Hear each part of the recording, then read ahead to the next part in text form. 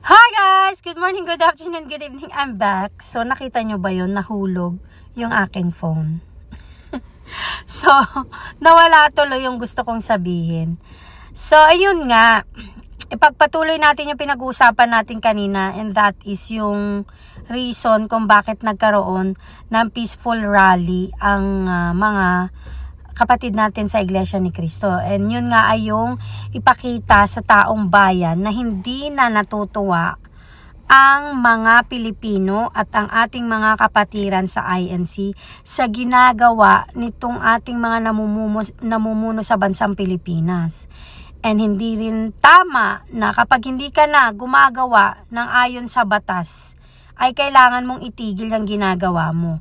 And if you have any complaints, you do it legally. Hindi yung ginagawa mo para manira ka lang ng kapwa mo, namumuno din sa Pilipinas. At namumulitika ka. Yan yun. Yan ang isa sa gusto nilang ipahiwatig. Ang magkaroon ng kapayapaan ang bansang Pilipinas at ang mga namumuno dahil meron pang mas malaki at mas matinding problema ang bansang Pilipinas at ang mga mamamayang Pilipino. So instead of you guys bickering and fighting and insulting each other and doing this and that at yung pangmamaliit at pangalipusta at paninira nyo sa mga Duterte ay tigilan nyo na. Dahil technically, kaya lang naman sumasagot si BP Sara sa mga paninira nyo ay dahil ayaw nyo siyang tigilan. Pero tignan nyo, kapag tinitigilan nyo siya, tahimik siya na ginagawa ang trabaho niya para tulungan ang taong bayan. Di nyo ba napansin? If you actually leave her alone, she would just work for the Filipinos.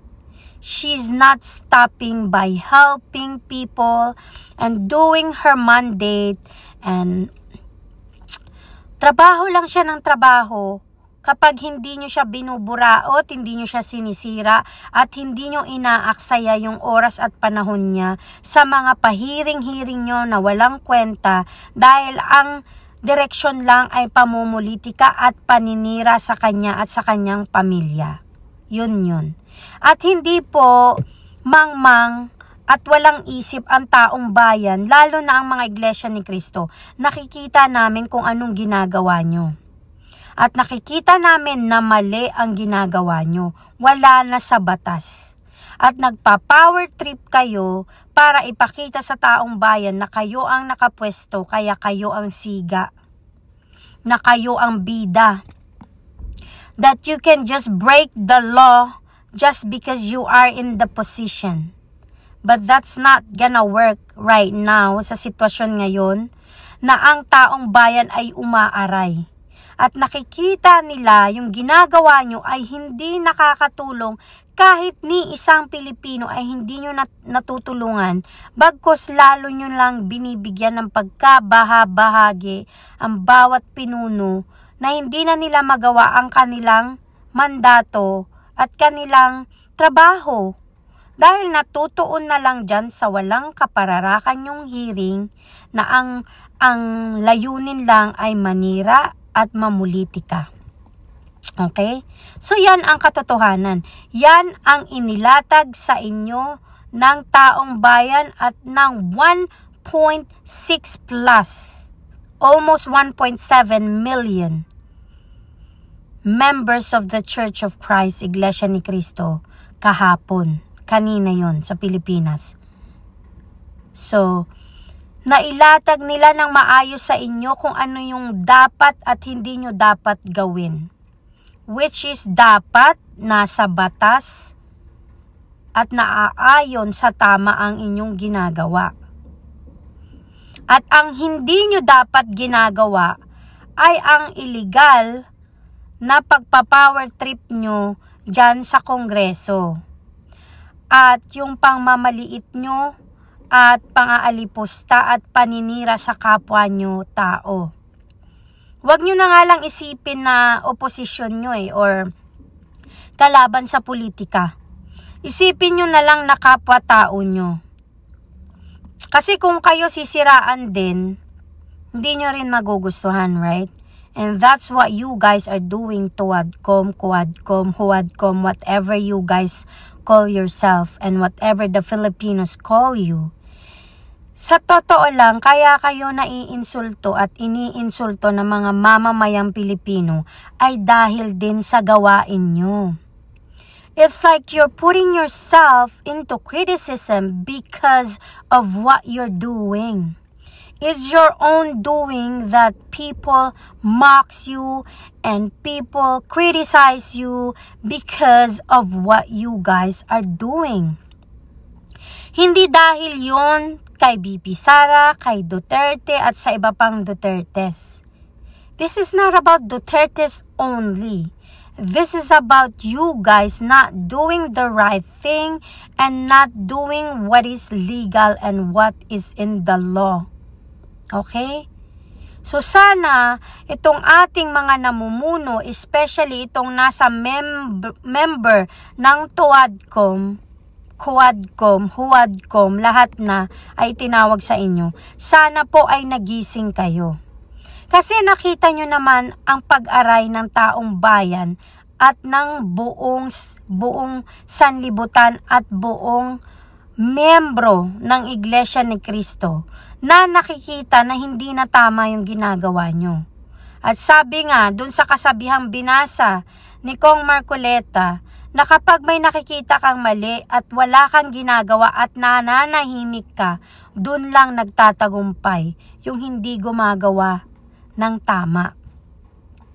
Nagtatagumpay yung gumagawa ng mali kapag nananahimik ka lang. Kaya hindi nga po nanahimik ang mga kapatiran natin sa Iglesia ni Cristo at ang sambayan ng Pilipino. Hindi kami nananahimik kaya hindi kayo magtatagumpay.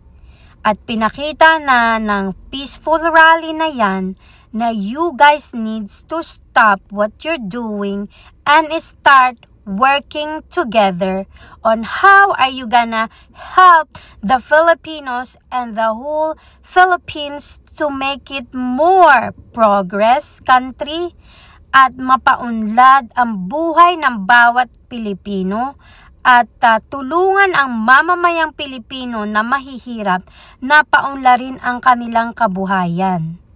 Inilatag sa peaceful rally na yan ang matataas na bilihin, ang economy ay bagsak, ang kriminalidad, ang korupsyon, at kung ano-ano pang napakaraming problema.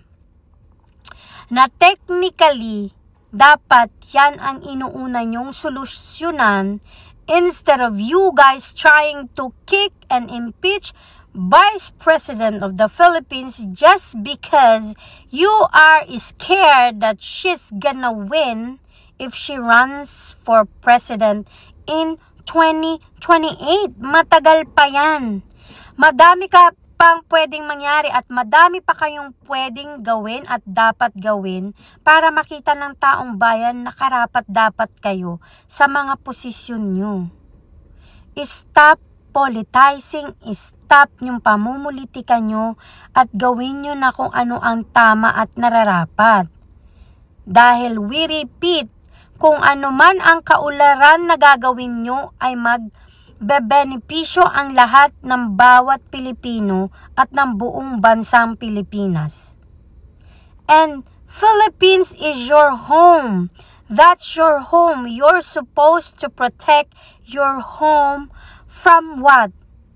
From fire, from cancer, from anything that could harm each and every one of the members of that home. So kayong mga nasa politiko, kayong mga namumuno, iniluklok kayo dyan ng taong bayan para gawin nyo ang nararapat, para tulungan silang paunlarin ang kanilang buhay at tulungang paunlarin ang bansang Pilipinas. Kaya kayo niluklok dyan. Kaya yun ang dapat na ginagawa nyo instead of fighting for nothing and useless. If you want to do trials, if you want to complain about what the Dutertes are doing, do it in the proper forum, in the proper way, in a legal way, nang hindi nyo sila kailangang dikdikin in public just because your intentions are to ruin their reputations, para masira sila sa taong bayan, para sa pansariling ambisyon na maluklok sa pwesto. I will repeat, ang taong bayan po ay hindi tanga, hindi mangmang. Kung gusto nyong mahalin kayo ng taong bayan, gumawa kayo ng tama at sila mismo ang magmamahal sa inyo. And your actions will speak louder than words. Kasi nakita nyo ba ang pagmamahal ng taong bayan sa mga Dutertes? It's because of what their actions are.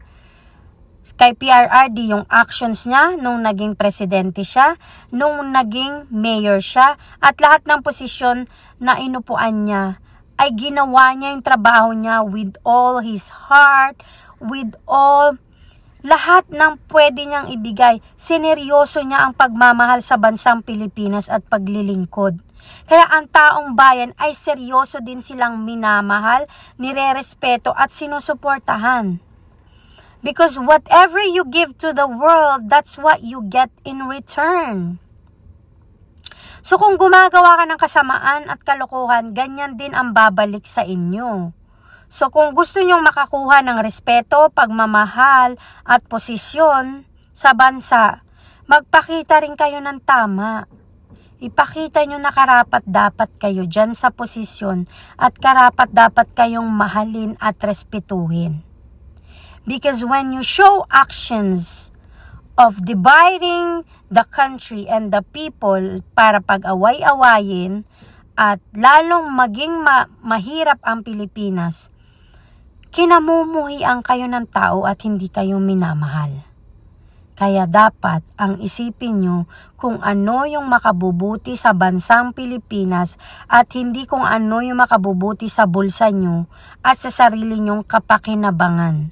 Because people would not love or like you or respect you if your reasons of being there in the position is only for your own selves. Okay? So, I hope nakita nitong mga nasa Tuwadcom, Huwadcom, at Quadcom, whatever you call yourself, nakita nyo ang mensahe ng peaceful rally ng ating mga kapatid sa Iglesia ni Cristo at ng buong sambayan ng Pilipino. I hope you guys listen. If you love your political position, do the right thing, do what is right and what is in the law ng maayos, ng may pagkakaisa, ng may kapayapaan. And I'm pretty sure people would love you and respect you. Because what you do in actions, that's what you get from people. Okay? And thank you sa aking mga new subscribers. And again, congratulations sa ating mga kapatid sa Iglesia ni Cristo sa buong Pilipinas. Congratulations to us and palakpakan, salute, and a round of a big applause and respect. God bless everyone and please like, subscribe, comment, and share. Thank you again for listening and sana makinig itong Tuwadcom sa nangyaring peaceful rally kanina. Maraming salamat. I'll see you later, guys. I'll talk to you again later. God bless. Goodbye. Have fun.